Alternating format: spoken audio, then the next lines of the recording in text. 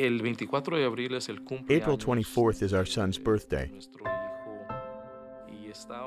and we were just about to take him to a celebration with his friends, and a big hailstorm came.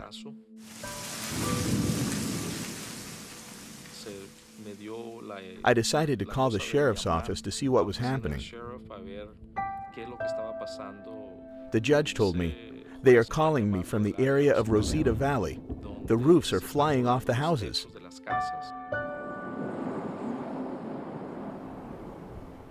At that moment, the tornado came, and it tore off the roof. The base of the tornado was over my house, and then I saw a washing machine go by. Then a horse went by.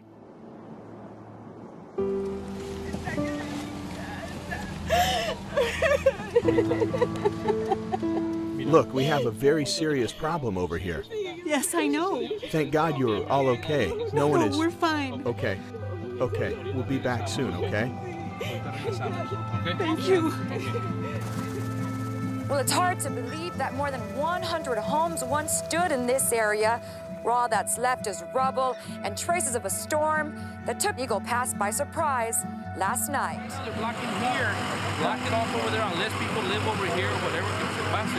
Okay. Pero la gente no está viniendo a ver.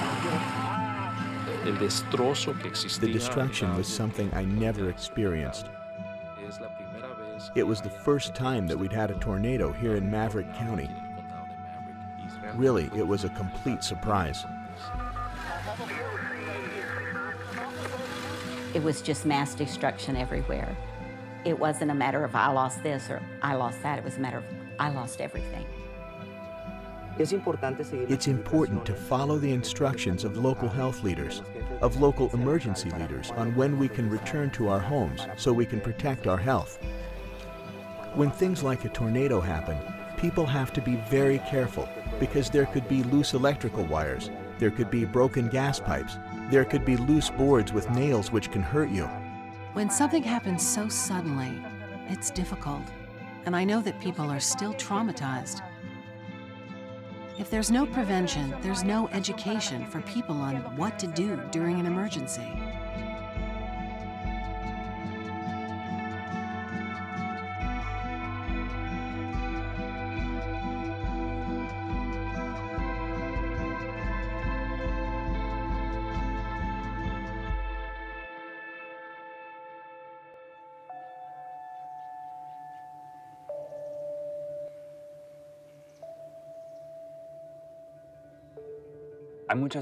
There are many ways in which a community can unite together to help each other. Recovery will not be something easy. It's a gradual process.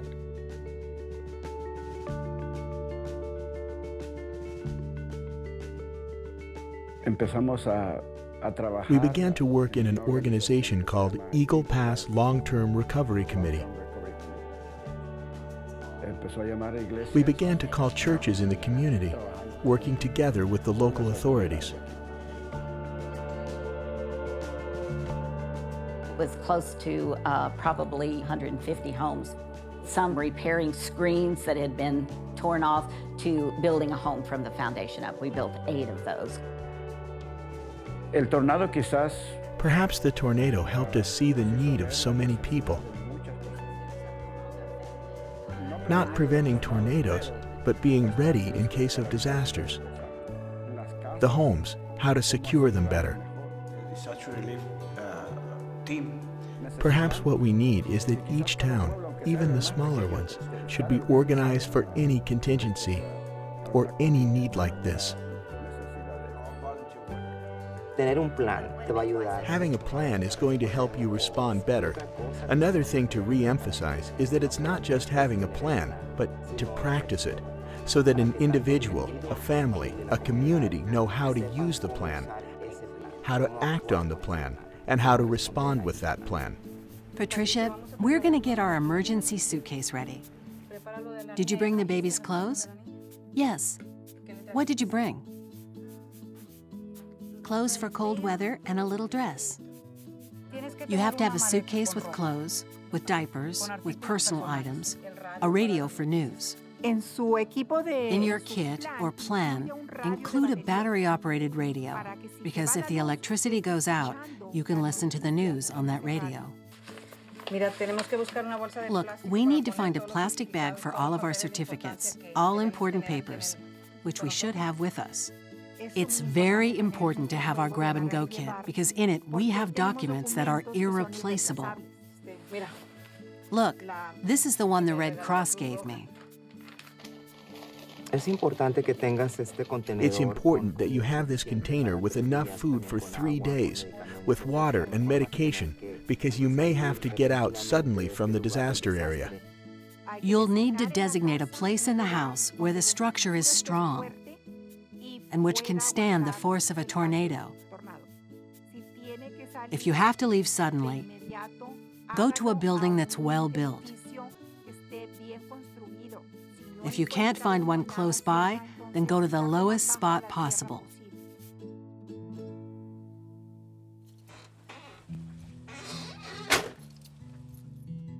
This place is called the Nick Carr Center.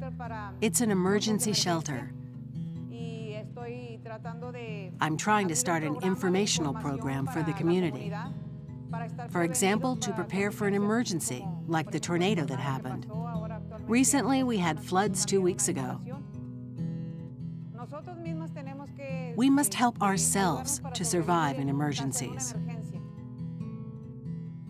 Education is very important, and sharing that information with our family, with our neighbors, our community, in case of emergencies.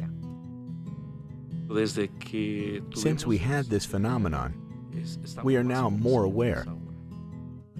However, even more importantly, being aware of media channels, the radio, the television, where we can receive immediate information.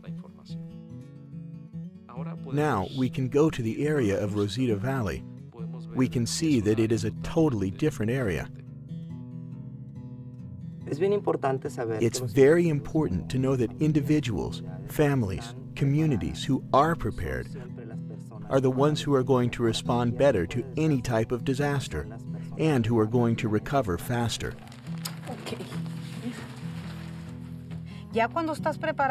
When you're prepared, you're aware of what can happen, and you can come out ahead much sooner. Because we don't know when nature will send us the same thing, or something worse. We don't know.